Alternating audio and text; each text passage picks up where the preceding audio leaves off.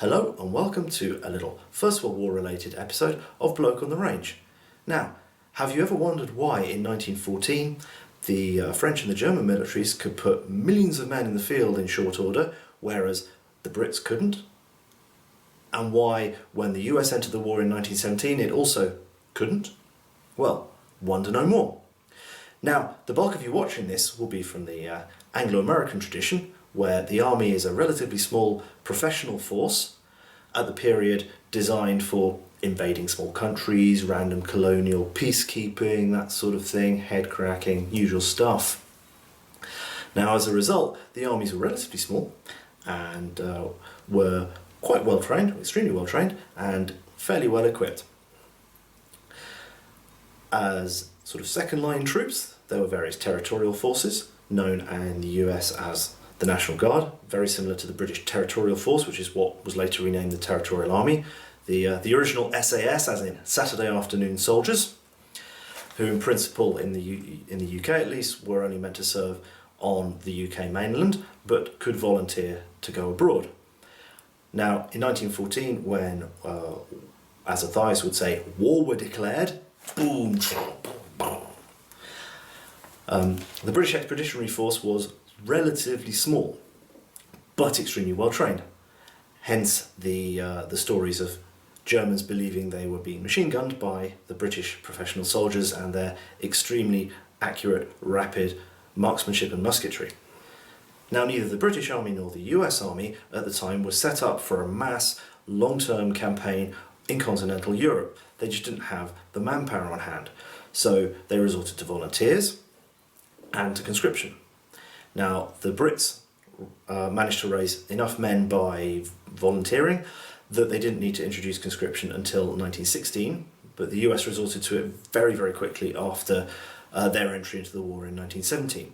Now, these new armies that were raised had to be trained and equipped, and in both cases it took about a year for them to be committed to battle in a serious and concerted way.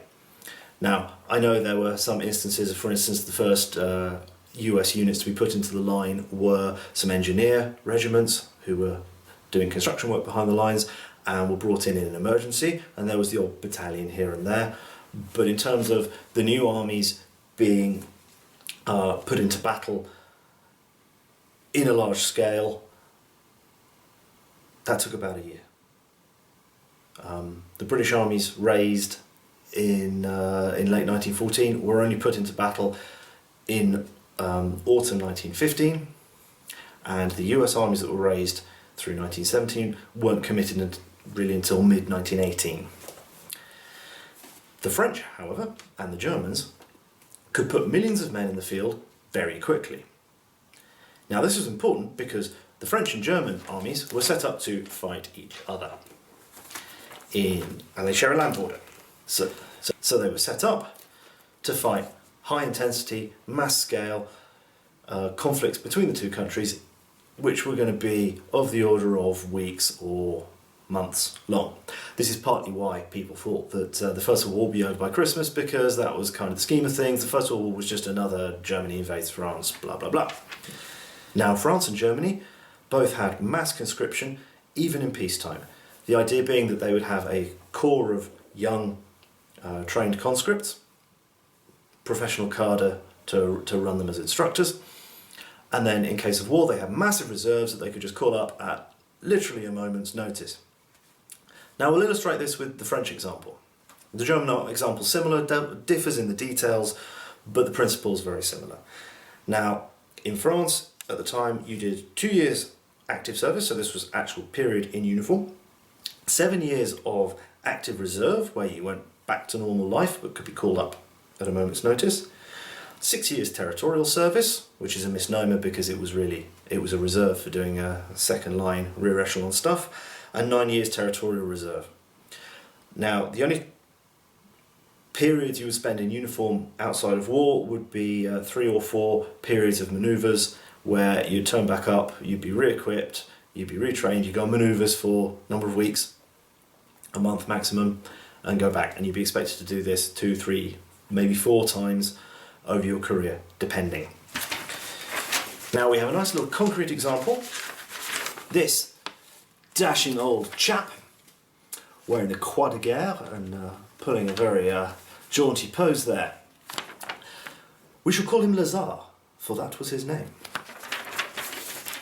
Now, Lazare was born in 1886. Did his 2 years of military service from October 1907 to September 1909. So the end of his service in the Zouaves. He handed in all his gear. Adieu. See you again for manoeuvres whenever. Now, as we all know, on the 1st of August 1914, war were declared. So, by decree, everyone was called up. Now, Lazare arrives at his corps on the 4th of August 1914. Bonjour Lazare, good to see you. Here is your rifle, here is some ammunition, here are your lovely red pantaloons, your big puffy trousers that you have been missing so much, your nice blue tunic, shiny buttons. Now, what we have planned for you is the next week, 10 days, we are going to do a little bit of a refresher course, okay? We go shooting, les flancs, we do some of that, but get yourself dressed and relax. 10 days later, he departs at the front. Hang on.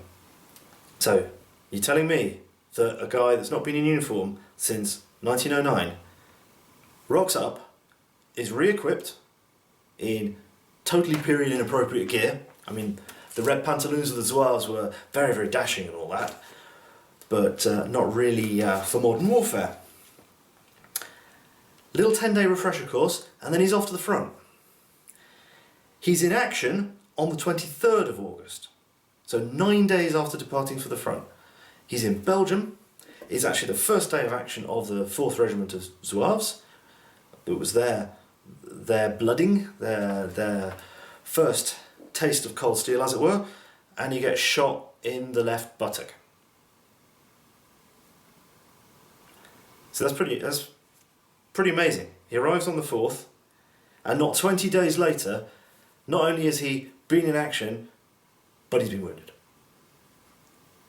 I mean, his British equivalent would have been signing up and singing "Pack up your troubles in your kit bag" and all that nonsense, and would have been waiting about a year to go into battle. And he's wounded in 9 days, in less than 20 days. I mean, that's a totally different way of running things, of organising an army. And this story was repeated all over the large continental armies. Because that was just the way they did things. They couldn't afford to maintain standing armies of millions and millions of men so that they could refight the next war of 1870 or whatever. So they relied on this reserve system, and this is incredible. Now, in respect of this chap, he has the croix de guerre. He was wounded 3 times during the war, survived and lived to a ripe old age,